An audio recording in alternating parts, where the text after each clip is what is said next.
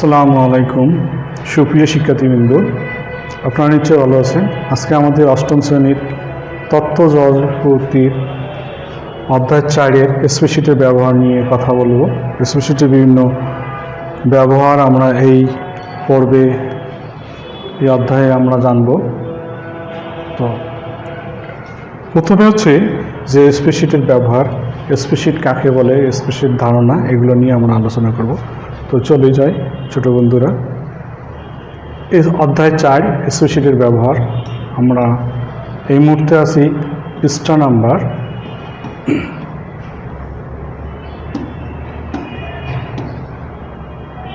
22 spreadsheet 52 নম্বর পৃষ্ঠায় আছি। পৃষ্ঠা নম্বর 52 স্প্রেডশিট। এখানে যা বলা আছে প্রথমে একে পড়ে নিই। মানবজাতির আদিকাল থেকে মানুষকে বিভিন্ন বিষয়ের হিসাব রাখতে হতো। কখনো পাথরে, কখনো গাছের বাকলে বিভিন্ন প্রকার চিহ্ন দিয়ে মানুষ হিসাব নিকাশ করা। এই চেষ্টা থেকে মানুষ আবিষ্কার করে অ্যাবাকাস।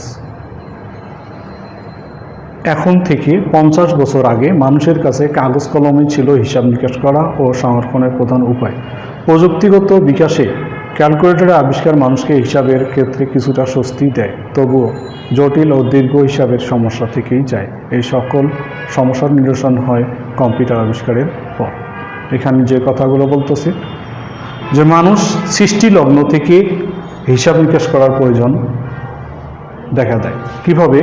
ধরেন যে মানুষ প্রাণী শিকার করলো 5টি, এটা কিন্তু দাগ দিয়ে রাখতো বা কোনো পাথরের চিহ্ন দিয়ে রাখতো যে 5টা, এবং অন্য কাউকে ধাপ দিল, এখানে বিভিন্নভাবে কি পাথরে গুণে বা চিহ্ন দিয়ে দিয়ে রাখত। এমনকি আজকে থেকে আমরা যদি কয়েক বছর আগে দেখি, অর্থাৎ 50 বছর আগের কথাই যদি বলি, আমাদের দাদিরা বা তারও আগে যারা আছে তাদের ক্ষেত্রে দেখবেন যে গিট দিয়ে, রশিতে গিট দিয়ে দিয়ে হিসাব করত। তারা 100-200 হিসাব করতো না, 1 কুড়ি 2 কুড়ি এই ধরনের হিসাব নিকাশ করতো। অর্থাৎ এই হিসাব নিকাশগুলো দিন দিন আপডেট হয়। আগে যেরকম ছিল তার থেকে কি হয়, আপডেট হয়। এখন কিন্তু আর 1 কুড়ি 2 কুড়ি বা গিটে হিসাব দিয়ে রাখে না। এখনকার মানুষ দেখবেন যে মোবাইল যে প্রযুক্তি মোবাইলে আছে, মোবাইলে সফটওয়্যার আছে, মোবাইলেই অনেকেই বিভিন্ন হিসাব নিকাশগুলো লিখে রাখে।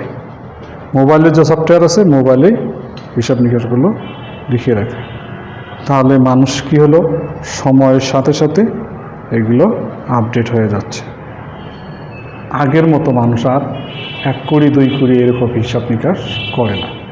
তাহলে আগে কী করতো, রশিতে গিট দিয়ে দিয়ে রাখতো, বিভিন্নভাবে রশিতে গিট দেওয়া বা দাগ দেওয়া, খাতায় দাগ দেওয়া, এরকম কাজগুলো করতো কিছুদিন আগের ঘটনা। আর তার আগে যদি বলি, তার আগে কিন্তু মানুষ কী করতো, পাহাড়ের গুহায় যে বাস করতো সেখানে দাগ দিত, দাগ দিয়ে দিয়ে হিসাব করতো, গাছের বাকলে দাগ দিত, বিভিন্নভাবে দাগ দিয়ে দিয়ে হিসাব নিকাশ করতো, তারা হিসাব করতো না। এই যে হিসাব, মানব জাতির বসবাস যা প্রাচীনকাল থেকে, সেই প্রাচীনকাল থেকে হিসাব নিকাশের কার্যক্রম শুরু হয়। তা এরপরে আস্তে আস্তে মানুষ কী করে, যখন এই সভ্যতার দিকে আসতে থাকে, তখন কিন্তু মানুষ ক্যালকুলেটর আবিষ্কার করে। আর এই হিসাব নিকাশের প্রথম যে যন্ত্র, সেটার নাম হচ্ছে অ্যাবাকাস। ছোটো বন্ধুরা একটু খেয়াল করবেন, হিসাব নিকাশ করার প্রথম যে যন্ত্র, হিসাব নিকাশ করার প্রথম যন্ত্র, সেটা হচ্ছে অ্যাবাকাস। হিসাব নিকাশ করার প্রথম যন্ত্রের নাম কি? অ্যাবাকাস। এই যে মানুষ আবিষ্কার করে অ্যাবাকাস, কী জন্যে? হিসাব নিকাশ করার জন্য। এখানে আরেকটা ইনফরমেশন দিচ্ছে যে 50 বছর আগে মানুষের কাছে কাগজ কলমে ছিল হিসাব করা এবং সংরক্ষণের প্রধান। অর্থাৎ 50 বছর আগে মানুষ কী করতো, খাতা কলমে হিসাব করত। তখন কিন্তু কম্পিউটার ছিল না। মানুষ কী করতো, খাতা কলমে লিখে লিখে রাখত। তখন আর কম্পিউটার ছিল না। এখন হয়তো কম্পিউটারে রাখে, খাতা কলমের ব্যবহার আস্তে আস্তে কমে যাচ্ছে। এই কথাগুলি বলা হচ্ছে যে 50 বছর আগে মানুষ খাতা কলমে হিসাব নিকাশ করে সংরক্ষণ করত। কত বছর আগে?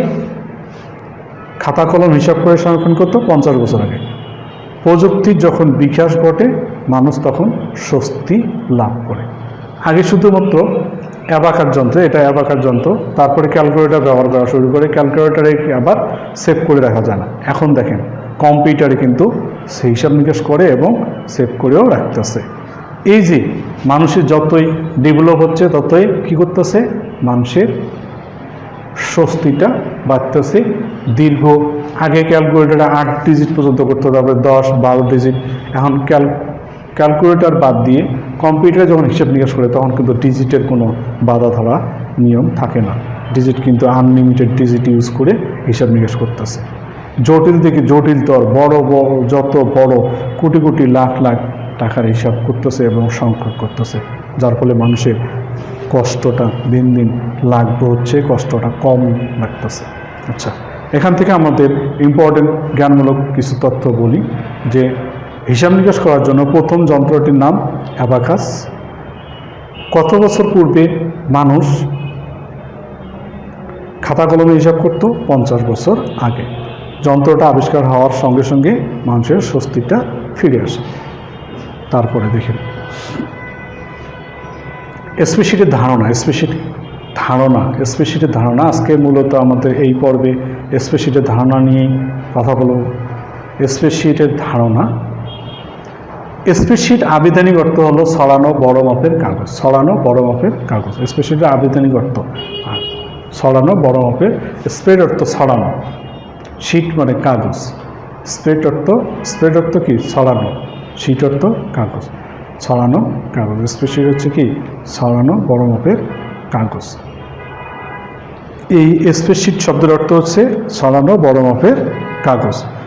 হিসাব নিকাশের এই ব্যবসায় প্রতিষ্ঠানের আর্থিক যে লেনদেনগুলো হতো এগুলো যখন হিসাব নিকাশ করতে এই স্প্রেডশিটের মাধ্যমে, তখন কাগজগুলো ছিল কি একটু বড় ধরনের, ছোটো বড় হিসাব করা একটু কষ্ট হতো।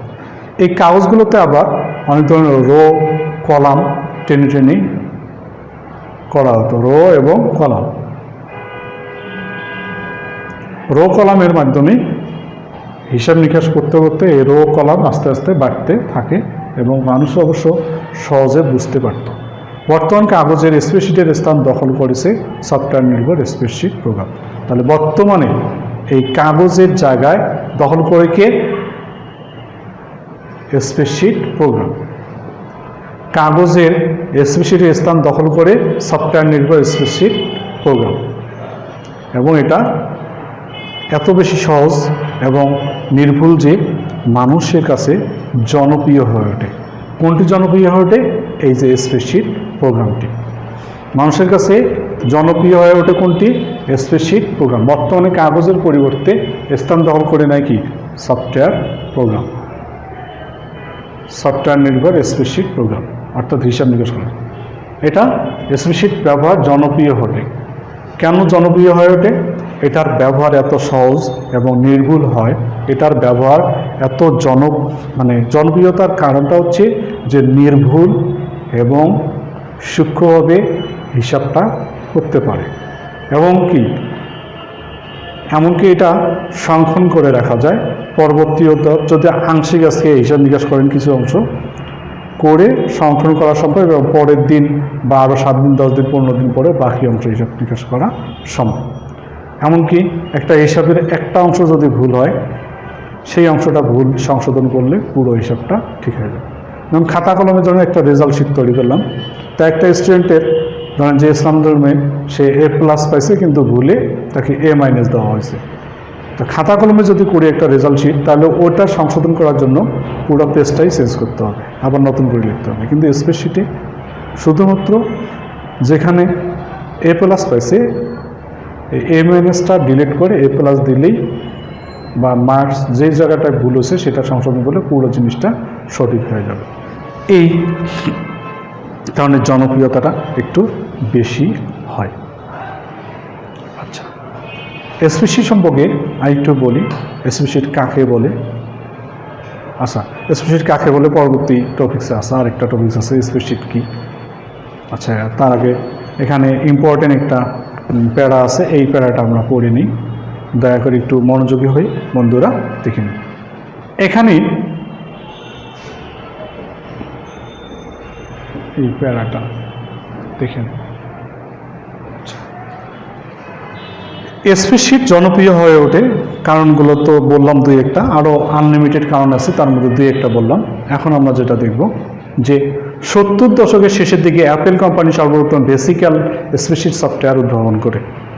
70 দশকের শেষের দিকে, 70 দশকের শেষের দিকে, 70 দশকের শেষের দিকে, 70 দশকের শেষের দিকে কি করে অ্যাপেল কোম্পানি ভিসিক্যাল নামে একটি সফটওয়্যার তৈরি করে, যেটা হিসাব নিকাশ করার প্রথম সফটওয়্যার। ইম্পর্টেন্ট কথা ছোটো বন্ধুরা, স্প্রেডশিট প্রোগ্রামের হিসাব নিকাশ করার যে প্রোগ্রাম, প্রথম সফটওয়্যারটির নাম হচ্ছে ভিসিক্যাল। এটা অ্যাপেল কোম্পানি তৈরি করে 70 দশকের শেষের দিকে। তারপরে আছে পরবর্তীকালে মাইক্রোসফট এক্সেল, এরপরে আছে মাইক্রোসফট কর্পোরেশনের তৈরি করা যেটা মাইক্রোসফট এক্সেল। মাইক্রোসফট কর্পোরেশনের তৈরি হচ্ছে মাইক্রোসফট এক্সেল। এটা সবচেয়ে ব্যবহার করা সহজ, যার ফলে এটার জনপ্রিয়তা একটু বেশি। এছাড়াও আছে office calc, open office calc, KSpread, এগুলো। তাহলে আমরা কয়েকটা নাম জানলাম, 4টা। ভিসিক্যাল, এটা সর্বপ্রথম তৈরি করে অ্যাপেল কোম্পানি 70 দশকের শেষের দিকে। মাইক্রোসফট এক্সেল, 2 নম্বর হচ্ছে মাইক্রোসফট এক্সেল, মাইক্রোসফট কর্পোরেশনের তৈরি করে। এছাড়া ওপেন অফিস ক্যালক এবং কেএসপি, এই 4টা নাম খেয়াল রাখবে, বহুপদী এমসিকিউতে এগুলো আসতে পারে, ইম্পর্টেন্ট একটা টপিকস, এই জন্য আপনাদের জানা থাকতে হবে যে এই 4টা নাম, ঠিক আছে। তারপরে আছে বর্তমান বহুল ব্যবহৃত জনপ্রিয় স্প্রেডশিট সফটওয়্যারটি হলো মাইক্রোসফট কোম্পানির এক্সেল। মাইক্রোসফট কোম্পানির এক্সেলটা হচ্ছে জনপ্রিয়, এটা হচ্ছে ভিসিক্যাল। তারপরে এইরকম আছে, ছবিগুলো দেওয়া আছে, ছবি অনেক সময় ছবিটা দেখে নিলে ভালো। ওপেন অফিস ক্যালক, এটা এক্সেল মাইক্রোসফট কর্পোরেশনের, কাছাকাছি সবগুলোর। আচ্ছা, তাহলে আমরা জেনে নিলাম যে বড় মুখে ছড়ানো কাগজটা হচ্ছে স্প্রেডশিট। এটা অনেকগুলো রো এবং কলাম থাকে, এটার ব্যবহার অনেকটা সহজ। রো এবং কলাম থাকে স্প্রেডশিটের, এটার ব্যবহার কি সহজ। এটা এই কাগজের যে স্প্রেডশিট, এটার স্থান দখল করে কোনটি? স্প্রেডশিট প্রোগ্রামটা, অর্থাৎ সফটওয়্যার ভিত্তিক যখন হয় তখন সেটা দখল করে এই কাগজ কলমের স্থানটি। এরপরে আমরা সংজ্ঞাটা দেখে নেব, এটা আজকের পর্বে আমরা এইটুকুই দেখে নেব সংজ্ঞাটা।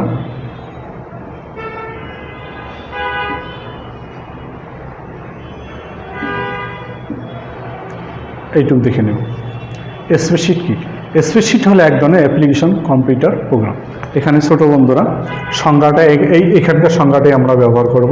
এখানে লিখব স্প্রেডশিট হলো এক ধরনের হিসাব নিকাশ করার, এখানে লিখব দেব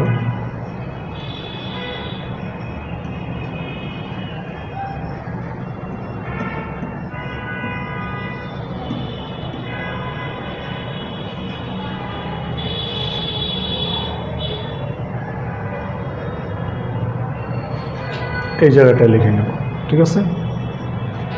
স্প্রেডশিট হলো এক ধরনের হিসাব নিকাশ করার অ্যাপ্লিকেশন কম্পিউটার প্রোগ্রাম। এই সংখ্যাটা আমরা ভালো করে মনে রাখবো, ঠিক আছে। হিসাব নিকাশ করার প্রোগ্রাম, স্প্রেডশিট প্রোগ্রাম কি? হিসাব নিকাশ করার অ্যাপ্লিকেশন প্রোগ্রাম। এটিকে কখনো কোনো ওয়ার্কবুক বলা হয়, ওয়ার্কবুক কাজের বই, ওয়ার্কবুক। স্প্রেডশিট প্রোগ্রামও বলা হয়, ওয়ার্কবুকও বলা হয়, এটা খেয়াল রাখবো।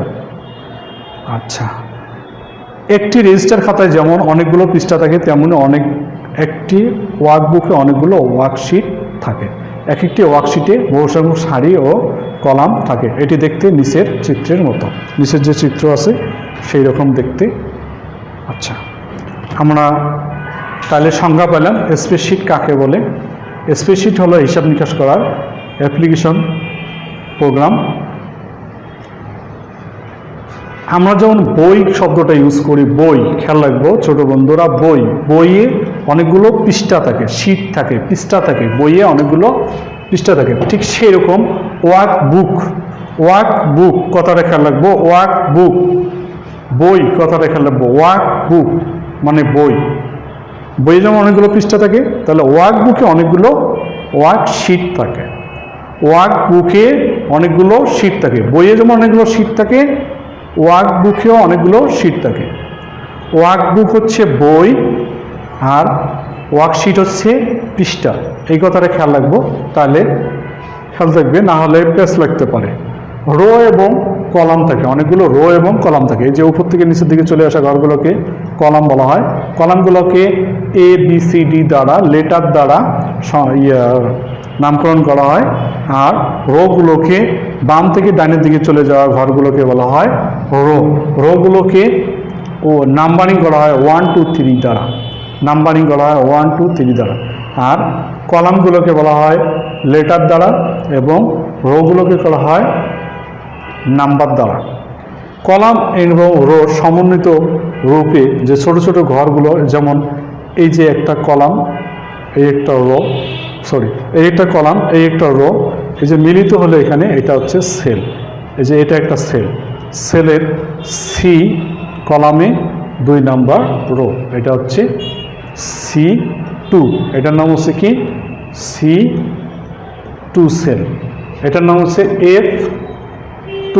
এটার নাম কি F2 সেল। সেলগুলোকে নামকরণ করা হয় কলাম এবং রো এর সমন্বিত। আমরা যদি বাস্তবে দেখি একটু ছোট বন্ধুরা, কলাম এবং রো আমরা বাস্তবে দেখিনি। এই যে আপনারা নিশ্চয়ই দেখতেছেন, এই যে অনেকগুলো কলাম এবং রোর সমন্বিত রূপ। আশা করি আপনাদের দেখতে পাচ্ছেন। এই যে এখানে এই যে এটা একটা কলাম, আর এখানে বাম পাশ দিয়ে যদি একটা সিলেক্ট করি, এই যে 8 এটা হচ্ছে রো। রোগুলোকে 1 2 3 দ্বারা নাম্বারিং করা হয় আর কলামগুলোকে ABCD দ্বারা নাম্বারিং করা হয়। কলাম প্রায় সেলগুলোকে নাম্বারিং করা হয় কলাম এবং রো সমন্বিত। দেখেন কলাম এখানে কে কলামে এখানে আছে 11 নম্বর, কে এখানে আছে 7 নম্বর। এখানে কে দেখুন হাইলাইট করতেছে, এখানে 7 হাইলাইট করতেছে, তাহলে এটা হচ্ছে K7। এটা কি K7, এই যে K7 এই সেলটার নাম। এই হলো আমাদের। আচ্ছা ছোট বন্ধুরা, তাহলে আমরা বুঝলাম যে স্প্রেডশিট প্রোগ্রাম বা ওয়ার্কবুক বলা হয় হিসাব নিকাশ করার প্রোগ্রাম। এটার অসংখ্য কলাম এবং রো সমন্বয়ে গঠিত। কলামগুলোকে ABCD এবং রোগুলোকে 1 2 3 দ্বারা, ছোট ছোট ঘরগুলোকে সেল বলা হয়। তো ছোট বন্ধুরা, আজকের আমাদের এই পার্ট থেকে আপনাদেরকে HW করতে হবে এই অংশটা, ঠিক আছে? এই অংশটা, এই যে এই 4 লাইন অবশ্যই HW করবেন এবং সংখ্যাটা করবেন, ঠিক আছে? সংখ্যাটা করবেন। HWটা আবারও বলি, কলামটা তো আছে একটা, হিসাব নিকাশ করার প্রথম সফটওয়্যারের নাম, প্রথম যে ডিভাইস সেটার নাম কি অ্যাবাকাস লিখবেন একটা। 50 বছর আগে কাগজ কলমই ছিল প্রধান ভরসা। তারপরে এই প্যারাটা দেবেন আর এখান থেকে এই লাইনটা দেবেন। এই হলো এই পাঠের HW। তো ছোট বন্ধুরা, আপনারা নিশ্চয়ই ভালো থাকবেন, সুস্থ থাকবেন। খোদা হাফেজ, আসসালামু আলাইকুম।